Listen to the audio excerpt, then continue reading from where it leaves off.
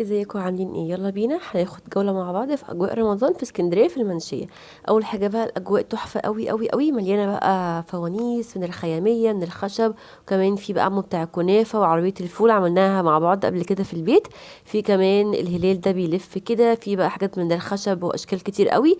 في بقى اشكال فنانيس اللي كلنا بنموت فيها، اسعارها ما بين 170 150 200 فيما فوق.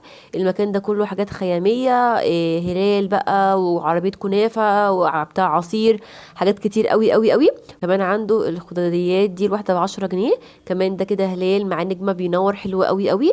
أشكال فنانيس تاني برضو، بس في محل أرخص من محل، فخدوا بالكم من الأسعار كويس قوي قوي قوي. كمان بقى دي كده حلوة قوي نحط فيها العيش في العزومات. عندهم أشكال نور كتير جدا جدا جدا. كمان بقى في أشكال الفوانيس المودرن، طبعا في كمان فوانيس للأطفال. وفي بقى الكسوة بتاعت المخدات برضو. ولو عايزة الفيديو كامل شوفي أول كومنت مسبق، ويا ريت لايك وشير وشوفوا القناة